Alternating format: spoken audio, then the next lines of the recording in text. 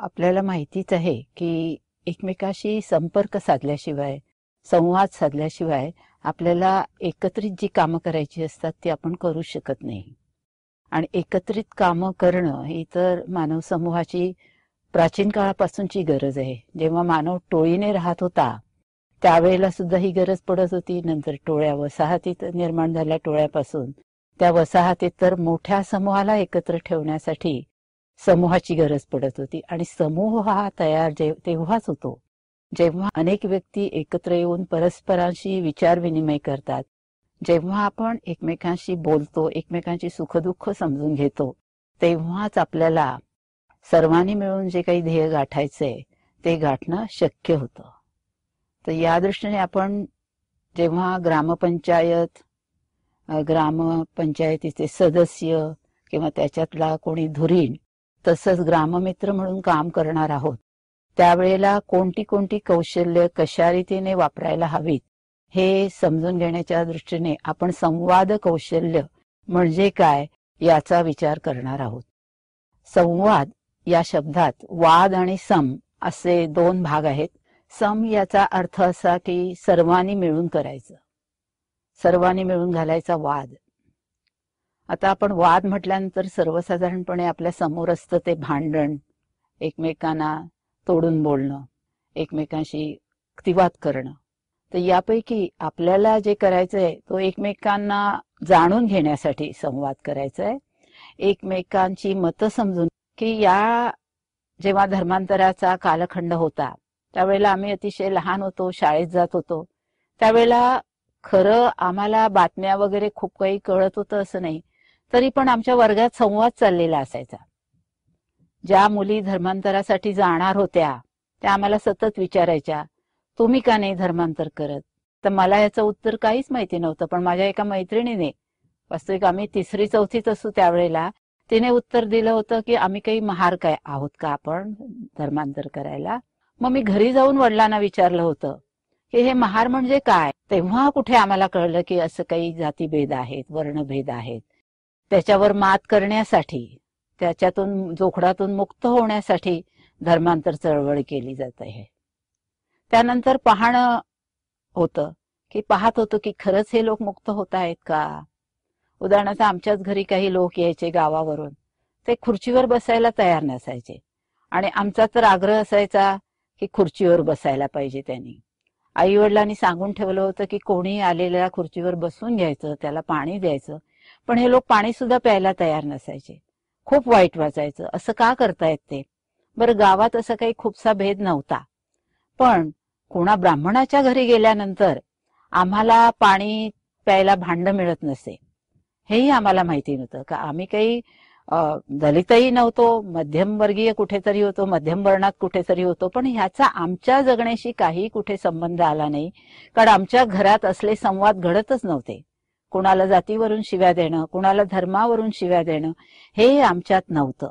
म्हणजे संवादातून हे घडत असतं. घरच्या संवादातून माणसाच्या जाणीवा विकसित होत असतात. ज्या वेळेला प्रौढ शिक्षण केंद्र आम्ही चालवत होतो त्यावेळेला मला विविध ठिकाणी जाऊन त्या बायकांना शिक्षणासाठी प्रवृत्त करावं असं वाटायचं.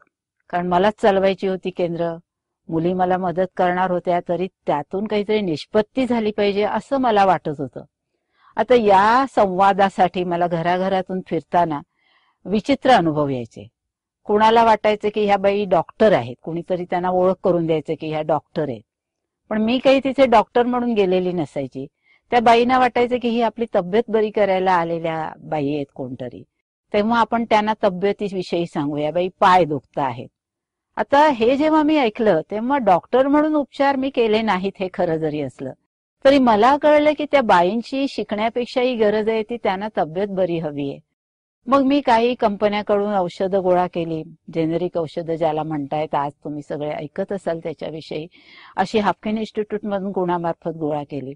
मग पाय दुखण्यासाठी त्यांनी काय केलं पाहिजे. मग हा प्रसंग माझ्या वर्गात सगळ्या मुली असल्यामुळे तिथेही मी लागू केलं. म्हटलं ह्या मुली दुखतंय त्यांना काय काय, पण त्या बोलत नाहीत. दुखत असताना शिकणार काय, बोलणार काय, संवाद कौशल्य शिकणार काय, हा प्रश्न तर सारखा येतच होता. म्हणजे संवादामुळे मला कळलं की या बायकांच्या गरजा वेगळ्या आहेत आणि त्याच्यासाठी प्रथम शिक्षण वगैरे अक्षरलेखन वगैरे न करता त्यांच्या गरजा भागवल्या पाहिजेत. ह्या गरजा कोणत्या कोणत्या आहेत ते समजून घेतलं पाहिजे आणि त्याच्यावर नंतर उपाय होऊ शकतात. म्हणजे पुढारी पण स्वीकारलं आणि लोकांना जमवलं एवढ्यावर ते भागत नसतं. प्रथम लोकांशी संवाद साधून त्यांना समजून घ्यावं लागतं. तेव्हाच कुठे आपण त्यांच्यासाठी काही करण्याचा प्रयत्न करू शकतो. आता यामध्ये जेव्हा आपण म्हणतोय की संवाद कौशल्य, तेव्हा आपला प्रमुख भर हा श्रवणावर आणि बोलण्यावरच राहणार आहे. आणि संवाद साधायचा तर दुसऱ्याला बोलायला प्रवृत्त करणं ही आपली पहिली गरज आहे. जो कधी बोललेलाच नाही तो बोलायला सुरुवात कसा करणार, कारण तो घाबरलेला असणार. दुसरं असं असतं की शहरात लोक संघटित करणं सोपं असतं तुलनेने. इथे असं जाणवतं की हे लोक असं समजतात की यांना आमच्या समस्या कळणार काय, आणि बघायला गेलं तर ते बरोबरही असतं. पुस्तकातलं वाचून जेव्हा आपण गावात जातो तेव्हा आपल्याला तिथे नवी परिस्थिती दिसते, वेगळी परिस्थिती दिसते, अपरिचयाची परिस्थिती दिसते. उदाहरणार्थ आमच्या भूगोलाच्या पुस्तकात कित्येक वर्ष आम्ही वाचत होतो की घरांची दारं पश्चिम पूर्व अशी असावीत, आणि काही वास्तुशास्त्रज्ञ म्हणून जे स्वतःला म्हणवतात तेही तुम्हाला असं सांगताना आढळते.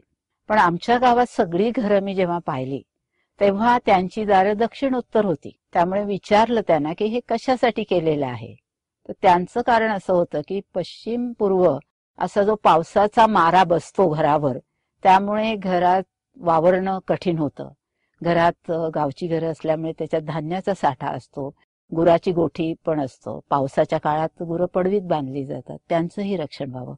म्हणजे जेव्हा ते घर रचलं गेलंय, त्याच्या दिशा पाहिल्या गेल्यात, तेव्हा हवामानाचा सगळा अभ्यास आहे त्याच्यामध्ये. त्यानंतर आपल्याला लागतंय काय, त्याचं रक्षण कसं करायचंय, ते अधिक काळ टिकेल कसं, या सगळ्याचा सर्वंकष विचार, म्हणजे त्यामागचं सगळं शास्त्र त्या लोकांजवळ आहे, म्हणून त्यांनी ती घरं बांधलीये. पण जेव्हा आपले कार्यकर्ते किंवा आणखी कोणी तिथे येतं, शेतकऱ्यांना मदत करू बघतं, तेव्हा ही सगळी संस्कृतीच उखडून टाकत असतं. त्याच्यामुळे त्या लोकांवर किती विश्वास ठेवायचा हाही या लोकांचा प्रश्न असतो. त्यामुळे सहजासहजी विश्वास ठेवायला हे लोक तयार होत नाही. तर संवादाचं प्रमुख काम आहे की ज्याच्याशी आपण संवाद साधतो आहोत त्याच्यात आणि आपल्यात एक विश्वासाचं जवळीकीचं नातं निर्माण होईल. मग यासाठी जर आपल्याला संवाद साधायचा असेल तर तिथे लोकांबरोबर बसलं पाहिजे, त्यांच्या गरजा काय आहेत ते समजून घेतलं पाहिजे, त्यांची भाषा काय आहे ते पाहिलं पाहिजे, आणि तरच आपल्याला त्या सगळ्याचा अर्थ, त्याची सांस्कृतिक पार्श्वभूमी, भौगोलिक पार्श्वभूमी, इतिहास आपल्याला शक्य होईल. कारण मुख्य म्हणजे आपलं काम असं आहे की आपण काही गुरु म्हणून तिथे जात नाही आहोत, पुढारी म्हणूनही जात नाही आहोत. पुढारी म्हणून जातो आहोत पण कोणत्या अर्थाने मत मागायला नाही, मतं गोळा करायला नाही, तर खरंच ज्या ज्या सुविधा त्यांना मिळवून देणं शक्य आहे, त्यांच्या गावात जे जे नैसर्गिक साधन स्रोत आहेत त्याचा जास्तीत जास्त चांगल्या पद्धतीने ते कसा उपयोग करू शकतील याचा विचार आपल्याला संवादातून करायचा आहे. उदाहरणार्थ आपण साधी गोष्ट घेऊया की गावामध्ये स्वच्छता नांदावी, आरोग्य नांदावं, याच्यासाठी काही सरकारी योजना आणल्या गेल्या. यातली एक योजना अशी होती की शौचालय असणं, नळाला पाणी असणं की जेणेकरून घरातल्या गृहिणींचा त्रास वाचावा, निर्धूर चुली असणं. तर ह्या सगळ्या योजना जेव्हा जेव्हा राबवल्या गेल्या आहेत त्यावेळेला काही वेगळेच प्रश्न तिथे निर्माण झाले. उदाहरणार्थ गावात नळाचं पाणी आणलं त्यावेळेला काय घडलं ते बघा जरा. तर नळ आले म्हणून पाणी वाहत राहिलं. ज्या योजनेतून ते पाणी येत होतं ती योजना तयार होती, नळही तयार होते, सगळं तयार होतं, पण नळ गळत राहिले, पाईप फुटत राहिले, पाणी वाहत राहिलं. पाणी असल्यामुळे लोकांनी नैसर्गिक स्रोत जे होते, झरे, आड, विहिरी, यांच्याकडे दुर्लक्ष केलं. त्यामुळे झालं काय की पाण्याचे जे नैसर्गिक स्रोत होते ते या गावाला आज उपलब्ध नाही. इकडे तर नळाचं पाणी पण खडखडाट झालेलं आहे, आणि जी काही सुविधा मिळायला हवी होती चिरस्थायी स्वरूपाची ती आज गावाला उपलब्ध नाही, अशी परिस्थिती झाली. शौचालयासाठी सरकारने काही योजना केल्या, पैसे देऊ केले, त्याच्यातून आडाचा उपयोग करून शौचालय बांधली गेली. म्हणजे आड पुन्हा नाहीसे झाले, आणि त्याच्यामुळे त्याचा परिणाम हा तिथल्या जलप्रणालीवर नैसर्गिक जलस्रोतावर झालेला आहे. आज कित्येक गावं, तुम्ही गावातले असाल तरीही पुस्तकी ज्ञानाच्या आधारे, पुस्तकी माहितीच्या आधारे जर काही करू पाहाल तर ते फारसं उपयोगी नाही. त्यासाठी आपल्याला गावातले जे वयस्क लोक आहेत, जे चाणाक्ष लोक आहेत, जे बोलू इच्छित नाहीत, त्यांना बोलकं करून आपल्याला त्यांना या प्रवाहात ओढून घेतलं पाहिजे. आणि याच्यासाठी खूप चांगल्या प्रकारे संवाद साधणं गरजेचं आहे. यात गोड बोलून फसवणं, गोलमाल काहीतरी सांगणं हा हिशेब नसावा. तर आपल्याला खरंच या गावाचं काहीतरी कल्याण साधायचंय, ऊर्जितावस्था साधायची आहे आणि तीही आपल्याला फायद्याची आहे. केवळ त्यांचंच कल्याण करायला आपण निघालो आहोत अशी भाषा उपयोगाची नाहीये तिथे. आम्ही तुम्हाला हे देणार आहोत, आम्ही तुम्हाला ते देणार आहोत. मग लोक म्हणतात की द्या आणि एकदाचे चालू पडा, आम्हाला तुमचं काही ऐकत बसायचं नाही. तर आपला हेतू हा असा असायला हवा की आपल्या घटनेने आपल्याला जी काही स्वातंत्र्य दिलेली आहे, त्या स्वातंत्र्यामध्ये प्रमुख स्वातंत्र्य आहेत ती विचार करण्याचं स्वातंत्र्य, बोलण्याचं स्वातंत्र्य, लिहिण्याचं स्वातंत्र्य. ही जी प्रमुख स्वातंत्र्य आहेत ती आज आपल्यापैकी बऱ्याच जणांना वापरताच येत नाहीये. अगदी शाळेत जाऊन मास्टर्स डिग्री घेतलेली असेल, पीएचडी वगैरे झालेली असेल, तर विचार करून बोलणं हा भाग आपल्याकडे खूप कमी आहे. याचं कारण कुठल्याही स्तरावर पद्धतशीरपणे विचार क्षमता विकसित केली जाते आहे असं दिसत नाही. टॅलेंट सर्च, प्रज्ञाशोध वगैरे जे काही उपक्रम टीव्हीवरून चाललेले असतात, तिथे सुद्धा खऱ्या अर्थाने जे टॅलेंट आहे, मनुष्याचं बुद्धिमत्ता आहे, की जे विचार कौशल्य आहे, त्याला वाव कुठेच दिला जात नाही. विचार करायचा म्हणजे कुठेतरी थपकावं लागतं, थांबावं लागतं, माहिती गोळा करावी लागते आणि ती माहिती सुरचित करून वापरावी लागते. आहे तशी वापरता येत नाही, त्याचे मग वाईट परिणाम होतात, अर्धवट ज्ञानासारखं होतं ते. जर आपण नीट पाहिलं, आज प्रगती साधलीये, पण कशामुळे झालीये ती प्रगती? कसे त्यांनी कायदे वापरलेले आहेत? योजना ज्या सरकारी येतात त्या कशा प्रकारे वापरून घेतल्या आहेत? योजना तर कुठेतरी येत असतात, त्यांचे पैसे पण कुठेतरी जात असतात, पण सगळ्याच गावामध्ये त्या योजनांना फळं आलेली आपल्याला पाहायला मिळत नाहीत. याचं कारण असं आहे की त्याच्यात सगळ्याचा सहभाग नसतो. आमचाच गाव जर घेतला तर केव्हापासून शाळा आहे आणि ती शाळा गावच्या लोकांनीच पुढाकार घेऊन बांधली आहे, ती ऊर्जितावस्थेला नेली आहे. पंचक्रोशीत धान्य मोठी मोठीने गोळा करून ती शाळा निर्माण झाली. तेव्हा आमचे काका प्रत्यक्ष जाऊन बोलायचे त्या लोकांशी आणि लोक तयार झाले. गावच्याच लोकांच्या देणगीतून ही शाळा उभी झाली, त्याला अनुदानही मिळालं. पण या गावात अजूनही स्त्रिया अनेक समारंभांना घराबाहेर पडतच. कारण काय तर लिंगभेद. स्त्रियांनी एकमेकांशी बोलणं, गप्पा मारणं वेगळं, कचाकचा भांडणं वेगळं. तुम्ही जर आवाटातून फिराल, वाड्यातून फिराल तर भांडणं चाललेली असतात. आणि स्त्रियांचा भरपूर पुढाकार असतो, पण त्याच्यातून काही विधायक कामं होतंय असं आपल्याला दिसत नाहीत. यासाठी आपल्याला असं बघायचंय की आपल्याला विधायक कामासाठी लोक एकत्र करायचे आहेत. साधी जर आमच्या कोकणातली गोष्ट घेतली तर तिथे नैसर्गिक स्रोत म्हणून माडाची झाडं बरीच असल्यामुळे माडाच्या झावळ्या विपुल प्रमाणात मिळत असतात. आता या झाडांच्या ज्या काड्या आहेत त्या गोळा करून त्याचे खराटे बांधले जातात. हे खराटे मोठ्या प्रमाणात खपतातही. पण आता मला जर 4 व्यक्तींना, बायकांना जर गोळा करायचं असेल तर त्यांच्या घरात काय काय समस्या असू शकतात. स्त्रीला काही व्यवसाय करायला, त्या व्यवसायाच्या आधारे पैसा मिळवायला घरातून परवानगी मिळेल का? मग आता मला हिला शिकवायला पाहिजे की कशा रीतीने आपण हा व्यवसाय करू तर मग इथे मला काही फायदा मिळेल. पण त्यापूर्वी तिला संवाद कौशल्य यावं लागेल, घरातल्या लोकांशी बोलून घ्यावं लागेल, त्यांच्या काही अहमन्यतेवर न घालता काही करावं लागेल. कारण शेवटी आपण संवाद कौशल्य शिकवलं, ती एकटी पडली तर पुन्हा तिलाच त्याचा त्रास होणार आहे. सगळ्या ताकदीनिशी पैसा भरपूर आहे, त्यांना सगळे उठाव करणं सोयीचं असतं. पण ज्याच्याजवळ ती ताकद नाही, एकट्या व्यक्तीला किंवा गावात राहणाऱ्या कुटुंबांना, कुटुंबातल्या स्त्रियांना प्रस्थापिताविरुद्ध लढा देणं हे सोपं नाही, हे लक्षात घेतलं पाहिजे. गावात परिस्थिती फार वेगळी असते. जेव्हा आपण गावातल्या लोकांना एकत्र करतो त्यावेळेला त्यांच्या कामाच्या वेळा कोणत्या आहेत, शेतीची कामं आहेत, घरात गुरं असतात, त्यांची देखभाल आहे, पक्षी असतात त्यांची देखभाल आहे. तर याच्यातून त्यांनी केव्हा कुठे कसा वेळ काढायचा आहे हे सुद्धा आपल्याला त्यांना संवादातून सांगावं लागेल.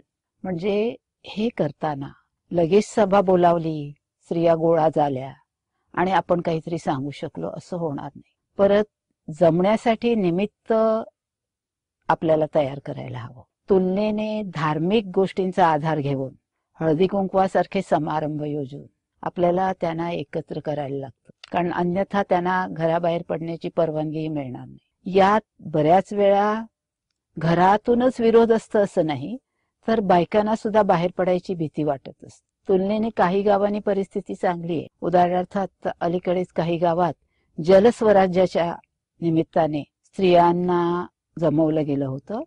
त्यावेळेला बऱ्यापैकी स्त्रिया तिथे गोळा होत होत्या आणि तुलनेने त्या सभामध्ये बोलत सुद्धा होत्या. पण ही परिस्थिती सगळ्याच गावांनी नाहीये. म्हणून या ठिकाणी काम करणारे जे ग्राममित्र ग्रामसदस्य आहे त्यांना पहिल्यांदा या लोकांना वैयक्तिक संवाद साधून ताकद द्यावी लागेल, तसे उपक्रम करावे लागतील. आम्ही काही गावांनी एक दौरा काढला होता. त्या ठिकाणी स्त्रिया एकत्र असताना त्या खूप चांगल्या पद्धतीने आपल्या आरोग्यासंबंधी प्रश्न मांडू शकल्या. पण त्याच्यासाठी लागणारी एक परिस्थिती आम्ही अशी निर्माण केली होती की बऱ्याचशा पारदर्शिका दाखवून त्या पारदर्शिकातून आम्ही त्यांच्या समोर काही प्रश्न आणले.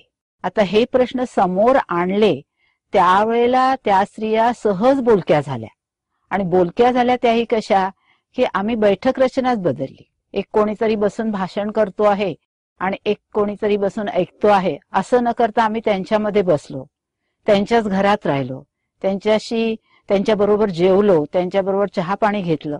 हे सगळं केल्यानंतर एक विश्वास त्यांना वाटला आमच्याबद्दल आणि म्हणून त्या मोकळेपणाने आपले आरोग्याचे प्रश्न मांडू शकल्या. खूप गर्दी झाली, खूप प्रश्न आले. आता तेच आम्ही दुसरं ठरवलं की मुलांना बोलवायचं ठरवलं गावातल्या. कशासाठी? तर आकाश निरीक्षणासाठी. कोणीच आलं नाही, कारण त्यांना कुणाला त्याच्याशी देणं घेणं नव्हतं. आकाश निरीक्षण किती मार्कांचा प्रश्न आहे? तर तो एक 4-5 मार्कांचा आहे.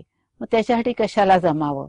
म्हणजे हाही भाग आपल्याला बघायला हवं की गरजा जर असतील लोकांच्या तरच लोक आपल्या बरोबर येतात, अन्यथा कोणी येत नाही.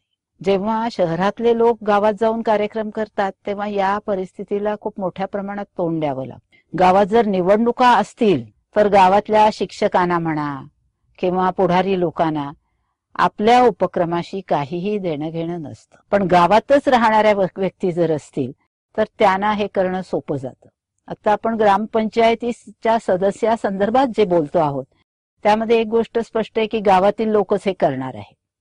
पण गावातील लोक जर गावात खूप काळ वावरलेले नसतील, दूर राहिलेले असतील शाळा कॉलेजांच्या निमित्ताने, तर त्यांनी तिथे राहून त्यांच्याशी सहवासात राहिल्यामुळे जे काही ज्ञान मिळतं त्याचा वापर करून संवाद कौशल्य विकसित केली पाहिजे. आता यामध्ये नेमक्या म्हणी वापरणं, नेमके वाक्प्रचार वापरणं, हे जर वाक्प्रचार म्हणी लोकांच्या परिचयाचे नसतील तर लोकांना त्याचे अर्थ लागत नाहीत. उदाहरणार्थ गावातल्याच पालक शिक्षकांच्या सभेत मी एकदा बसले असताना ते शिक्षक तावातावाने काही सांगत होते पालकांना. पण गंमत अशी होती की माझ्या आसपास ज्या पालक भगिनी बसल्या होत्या त्या मला सारखं विचारत होत्या, ह्यांना काय म्हणायचंय, हे असं का म्हणतायत. म्हणजे याचा अर्थ काय झाला की शिक्षक गावातलेच होते, शिक्षिकाही गावातल्याच होत्या, पण ते पुस्तकातलं काहीतरी बोलत होते, त्यामुळे ते पालकांना कळत नव्हतं. ही अर्थात एक 15 वर्षापूर्वीची परिस्थिती आहे. कदाचित आता हळूहळू पालकांनाही काही कळायला लागलं असेल. आपण पाहतो की मुलं सुद्धा पालकांशी बोलायला तयार नसतात. म्हणजे मी शिकलेली आहे, गणित हा माझा विषय, पण माझाच मुलगा माझ्याशी गणित विषयावर बोलायला तयार नसायचा. त्याचं म्हणणं असायचं तुला काय कळणार. आणि प्रत्येक पिढीमध्ये हा भाग असतोच आणि त्यामुळे आपण अडाणी राहतो. त्यांना वाटतं की आपण जास्त शिकलेले आहोत. तर खरं तर इथेही कुठेतरी संवाद साधायला हवा.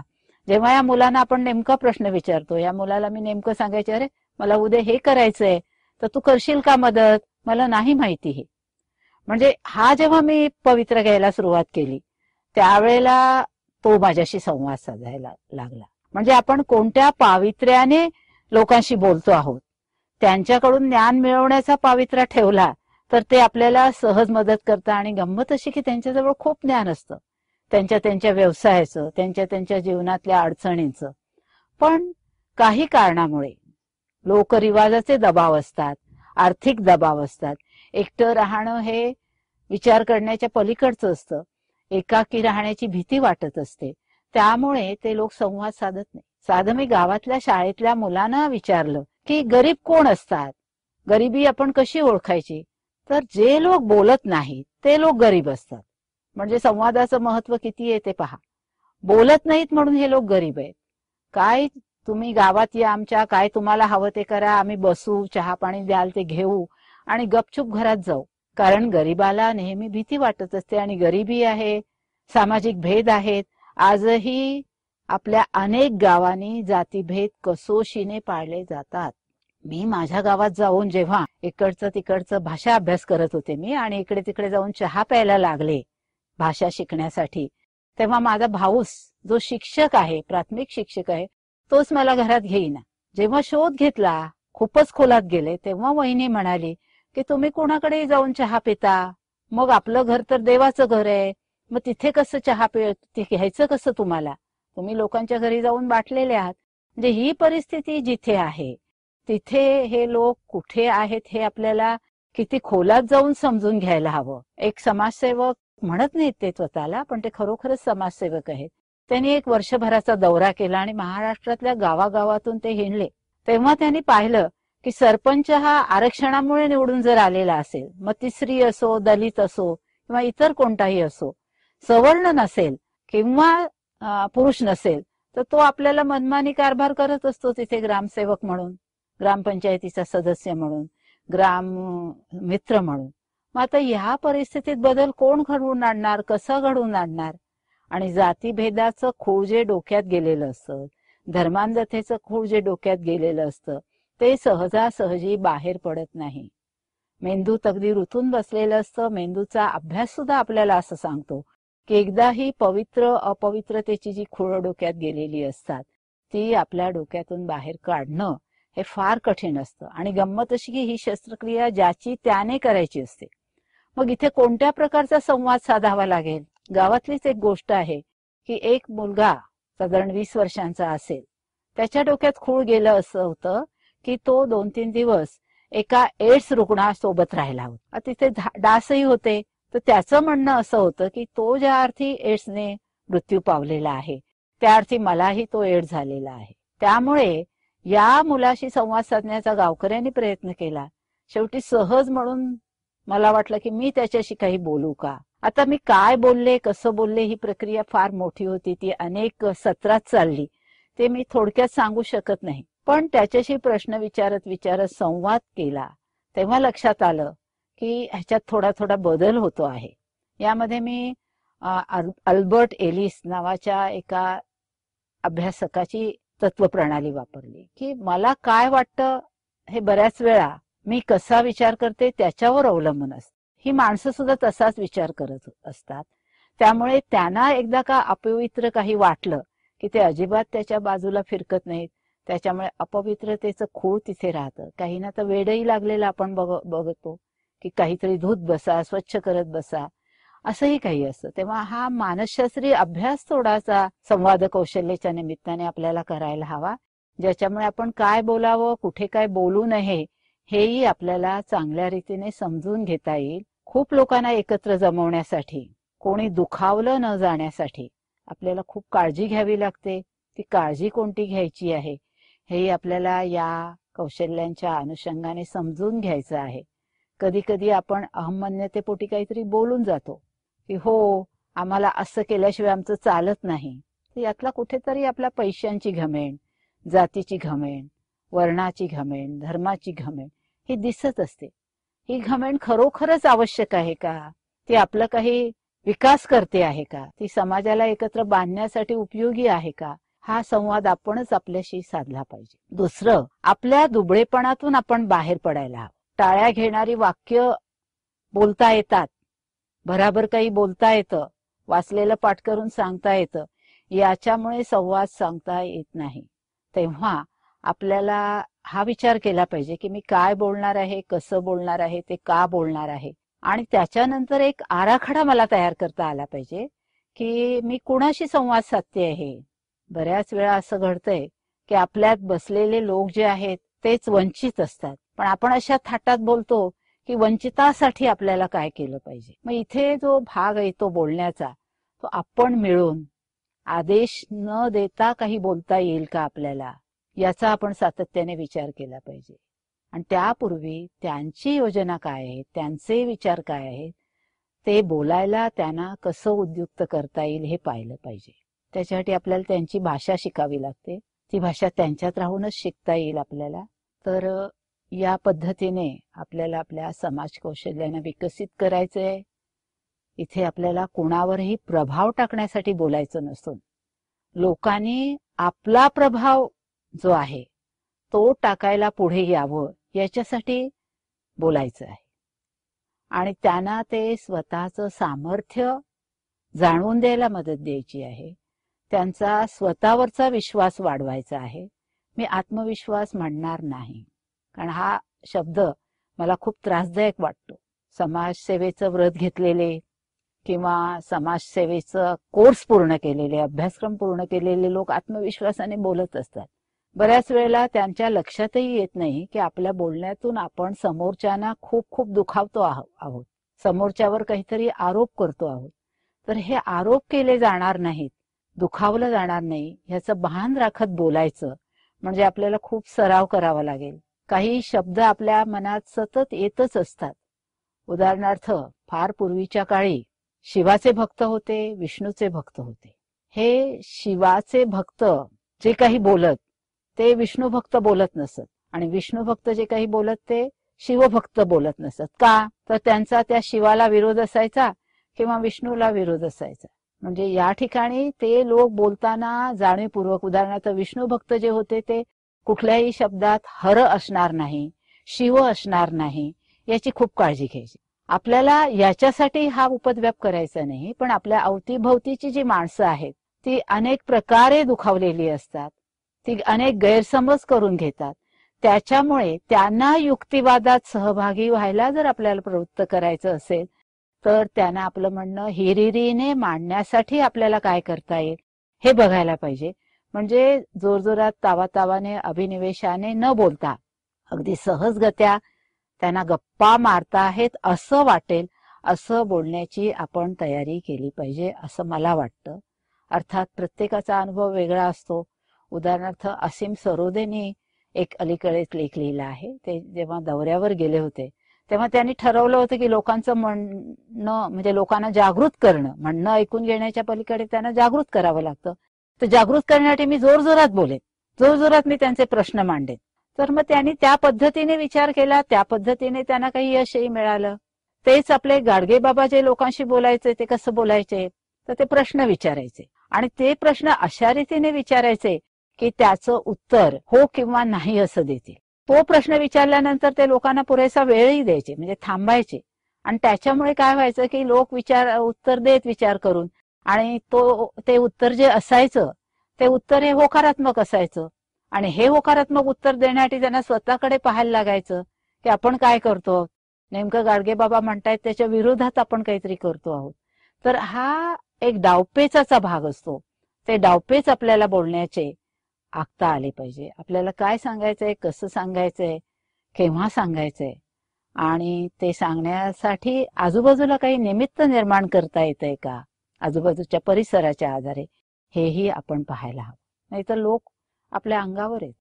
आमच्याच पैकी एक गट गेला होता, त्याला बेशर्मी ह्या वनस्पतीचं जे वाढलेलं संकट होतं जे निरनिराळ्या गावांनी, ते दूर करायचं होतं. म्हणून मग त्यांनी बेशर्मी गावातली उपटायला सुरुवात केली. पण गंमत अशी की गावातल्या लोकांनी त्या बेशर्मीचा चांगला उपयोग करून घ्यायला सुरुवात केली. या गावात घरामध्ये न्हाणी व्यवस्था नव्हती आणि बायकांनी बरोबर बेशर्मी जिथे वाढली आहे ती पुरी उंचशी झाडं आहेत हे बघून मधलाच भाग बेशर्मीचा नष्ट केला होता आणि त्याच्यामध्ये आपलं न्हाणी घर बनवलेलं. म्हणजे एकीकडे लोक बेशर्मीबद्दल विरोधात बोलत होते, त्याच वेळेला गावात त्याचं रान माजल्यामुळे तिथे बेशर्मीचा उपयोग कसा करून घ्यायचा हे तिथल्या लोकांनी आपल्या अनुभवातून अस्तित्वात आणलं होतं. तर या सगळ्याचं भान ठेवून आपल्याला आपली संवाद कौशल्य विकसित करायची आहेत. सिनेमातले डायलॉग नव्हेत संवाद कौशल्य म्हणजे. नाटकात जोराजोराने बोललेली वाक्य नव्हेत. भाषण करणाऱ्यांच्या टाळ्या मिळवण्यासाठी केलेल्या डावपेचांचाही हा भाग नव्हे. किंवा लोकांना गोड गोड बोलून फसवून आपण गुरुमौली होऊन बसायचं असाही हा भाग नव्हे. या सगळ्याचं भान ठेवून संवाद कौशल्य आपल्याला शिकायला हवे. संवाद कौशल्य शिकण्यासाठी आपल्याला सिनेमातले डायलॉगही उपयोगाचे नाहीत. कुणी कुणी केलेली भाषणही उपयोगाची नाही. जोरात जोरात मतं मागण्यासाठी केलेलं आव्हानही उपयोगाचं नाही. तसंच धर्मगुरू जे असतात ते जे लोकांना आवाहन करत असतात तशी आव्हानही उपयोगाची नाहीये.